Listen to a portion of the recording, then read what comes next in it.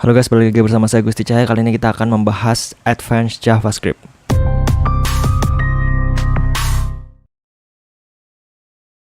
Nah, Advanced JavaScript yang di video pertama ini kita akan membahas tentang scope. Ya, apa itu scope? Scope itu kayak lingkup, istilahnya lingkup. Jadi apa itu scope? Scope itu adalah lingkup ya. Nah, semisal saya punya dua kotak nih, anggap ini kotak pensil ya, biar teman-teman gampang pahamnya. Anggap ini kotak pensil.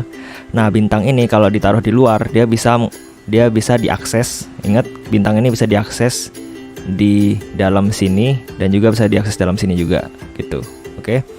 Nah, sedangkan kalau kita bikin, kalau kita bikin dari awal itu bintangnya ada di dalam sini, kita bikin bintangnya dalam sini. Ini kita nggak bisa akses dia di luar, nggak bisa, cuma di dalam sini aja, gitu. Sama juga kalau kita bikinnya di dalam sini, ini nggak bisa diakses di luar, cuma dia bisa diakses di dalam kotak ini aja, gitu. Nah, istilah dari bintang ini sebuah analogi intinya. Ini sebuah analogi permisalan biar teman-teman paham maksud saya. Bintang ini saya maksudkan sebagai variabel ya. Oke, kita langsung masuk ke contoh ininya, JavaScript-nya. Nah, sebelum itu saya ada trik supaya misalnya kalau saya bikin variabel testing 10 terus console.log testing. Nah, ada trik supaya nanti waktu saya console.log testing ini muncul angka di sini, oke? Caranya gimana? Caranya adalah kita install namanya extension Quokka. Nih, teman-teman install quokka.js, saya sudah install. Nah, setelah itu di sini teman-teman ketik Ctrl P, terus habis itu tanda panah kayak gini. Oke, kelihatan kan panahnya? Panah ke kanan tuh. Habis itu nih, cari quokka.js. Nah, ini kan ada tulisannya new JavaScript file. Klik. Nah, kita bakal ngoding di sini. Jadi kalau teman-teman lihat, saya cut aja ini. Nah, ini cocok bagi teman-teman yang pengen belajar ya. Misalnya kayak gini kan testing yang keluar 10 di sini. Misalnya saya tambah 3 gitu ya. Di sini keluar 13 gitu, oke? Nah, sebelum kita mendalami scope, kita perlu untuk memahami lebih dalam tentang function. Oke. Function. Jadi function ini biar teman-teman gampang pahamnya, function ini saya ibaratkan sebagai korek api. Nah, semisal teman-teman punya korek api nih. Nah, terus kalau teman-teman diemin di tangan teman-teman, apakah dia nyala atau enggak? Kan nggak nyala kan, harus di-trigger dulu, harus dipantik, istilahnya ditekan pemantiknya supaya dia bisa nyala gitu kan. Nah, sama seperti function, dia nggak bakal bisa jalan algoritma di dalam function ini kalau nggak dipantik functionnya. Semisal clg console.log ya, console.log nyala. Nah, kalau saya diemin kayak gini, ini nggak bakal keeksekusi di dalam function ini, kecuali tapi kalau saya trigger dia. Nah, kalau saya trigger, salah pencet. Kalau saya trigger kayak gini, nah dia bakal nyala ini, gitu, istilahnya gitu, bakal keeksekusi isi dari function ini, gitu. Nah, sekarang kita akan bahas scope. Oke, langsung kita bahas scope-nya. Semisal kita bikin variabel sate di sini. Sate, saya punya 2 sate gitu kan. Terus habis itu saya console.log sate. Nah, ini pasti bisa kepanggil kan? Pasti bisa kepanggil dia. Oke, ini bisa dilihat sendiri. Nah, terus apakah semisal saat ini saya panggil di dalam function ini, apakah bisa kepanggil atau tidak? Nah, coba teman-teman pikirin. Nah, kalau sudah selesai dipikirin, kita tes. Tapi sebelum kita tes, perlu diingat kita perlu trigger. Oke, kita perlu trigger dulu. Nah, kita tes ya, sate, Ctrl V, bisa dipanggil dia. Oke. Nah, sekarang problemnya, semisal kalau sate ini saya masukkan ke dalam function correct. Nah, ini kan bisa nih. Kita bisa lihat kalau ini bisa dipanggil, bisa kebaca. Oke. Nah, tapi kalau kita console.log sate di sini, apakah dia bisa kebaca? Nah, tidak bisa. Sate is not defined tulisannya, gitu. Itu namanya scope. Seperti yang saya bilang tadi di analogi waktu saya pakai pin itu, pakai gambar itu, ada 2 kotak terus ada bintang. Nah, kalau bintangnya ada di luar itu bisa diakses di semua kotak. Tapi kalau bintangnya ada di salah satu kotak, Oke, ada salah satu kotak. Bintang itu cuma bisa dipakai di kotak itu aja. Itu aja intinya scope. Oke, seperti itu. Nah, semisal apa jadinya kalau kita punya 2 sate di sini? Var sate. Saya punya 3 sate. Sate mana yang bakal dipanggil? Apakah sate yang ini atau sate yang ini? Jawabannya yang ini. Oke. Jawaban yang ini. Kenapa yang ini? Karena yang paling dekat dengan console.log ini adalah sate yang ini gitu. Seperti itu dia. Jadi nomor 2 di sini gitu. Kecuali kalau kita bikin console.log di atas ini. Nah, ini yang kepanggil yang ketiga gitu dia. Oke. Jadi istilahnya dia overwriting. Apa itu overwriting? Ditulis ulang. Anggap gini aja simpelnya. Ya kan? Ini saya punya kertas. Terus saya udah tulis kertas itu 3 pakai pensil kan. Saya tulis 3 gitu kan. Nah, habis itu di sini, oh saya hapus dah. Saya hapus pakai penghapus, terus habis itu saya tulis 2. Nah, maka dari itu yang dipanggil di sini 2 gitu dia. Nah, itu tadi istilah tadi itu namanya overwriting.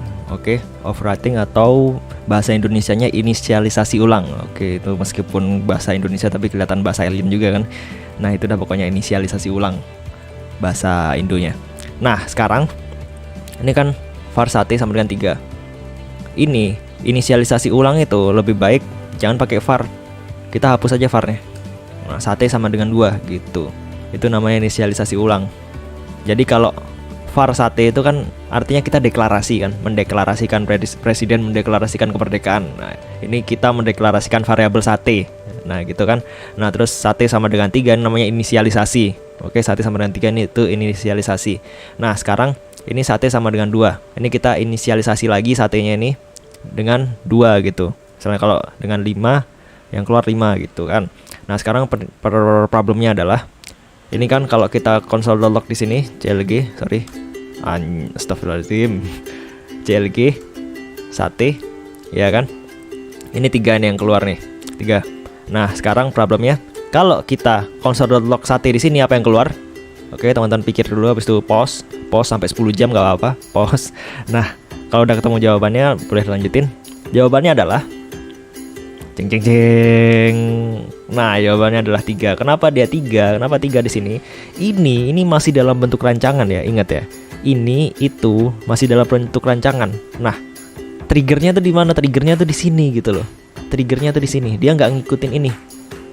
Ini nggak bakal ngikutin yang ada di dalam rancangan ini. Soalnya kan masih dalam bentuk rancangan, kayak bangunan ya, gedung besar. Kalau masih dalam bentuk rancangan ya gimana kita mau tinggal di sana gitu kan. Nah, seperti itu. Ini masih dalam bentuk rancangan gitu loh. Terus habis itu kalau misalnya kita taruh di bawah triggernya, baru dia hasilnya 2 gitu. Gitu dia. Itu namanya scope ya. Oke, itulah scope.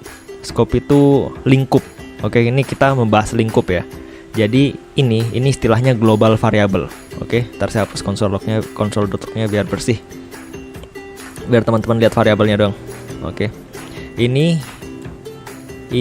namanya global variable yang ini. Ini namanya global variable. Nah, ini namanya local variable. Jadi kalau variabel global itu bisa diakses ke semua tempat yang ada di sini. Kalau lokal variabel ini hanya bisa diakses di dalam ini aja, di dalam function correct aja. Misal lagi kita bikin variabel namanya bakso. Saya bikin 10 bakso. Oke. Terus habis itu saya console.log bakso di sini. Pasti kebaca kan? Pasti kebaca. Ini 10 ya kan? Pasti kebaca. Nah, kalau kita console.log bakso di sini, apakah bisa kebaca? Nggak bisa kebaca, soalnya dia ada di dalam sini. Nah, ini kan seperti yang saya bilang tadi, ini kan di bawah rancangan. Harusnya kan console.log-nya ditaruh di bawah trigger, bukan di rancangannya. Oh ya, oke, sip. Kita coba taruh di bawah trigger. Apa yang terjadi? Nah, bakso is not defined juga. Oke. Kenapa tetap bakso is not defined? Dikarenakan, ya kan, ini deklarasinya itu ada di dalam rancangannya ini doang, di dalam function ini doang. Ingat ya, ini deklarasi var bakso. Kita mendeklarasikan bakso gitu kan. Lucu amat mendeklarasikan bakso. Kita mendeklarasikan bakso, terus menginisialisasi dengan angka 10 gitu kan. Nah, ketika deklarasinya ini cuma di dalam sini doang, dalam sini, itu cuma bisa dibaca. Bakso ini cuma bisa dibaca di dalam sini doang, nggak bisa di luar gitu. Kecuali yang tadi kan yang sate ini kita deklarasinya di luar nih, ya, di luar ya kan, di luar deklarasinya di luar. Nah, diinisialisasiin di dalam itu nggak masalah, tetap bisa kebaca dia. Oke, tetap bisa kebaca, tetap bisa kebaca. Soalnya ini cuma bertugas inisialisasi, ini nggak mendeklarasiin lagi gitu loh. Nah, ketika di dalam function ini ada deklarasi variabel, nah variabel ini cuma bisa dipakai di dalam function ini saja gitu loh. Udah keluar medok Jawanya gitu, cuma bisa dipakai di dalam function ini aja, gitu aja intinya. Oke, ya, itulah scope. Semoga teman-teman paham dengan apa yang saya katakan tadi, dan terima kasih bagi yang sudah nonton. Oke, klik like, share, dan subscribe bila kalian suka. Dan bila kalian tidak suka, klik dislike sebanyak-banyaknya juga nggak apa-apa. Yang penting genap ya, 2 kali, 4 kali, 6 kali nggak apa-apa. Yang penting genap. Terus, terima kasih bagi yang sudah nonton. Sampai jumpa di video selanjutnya.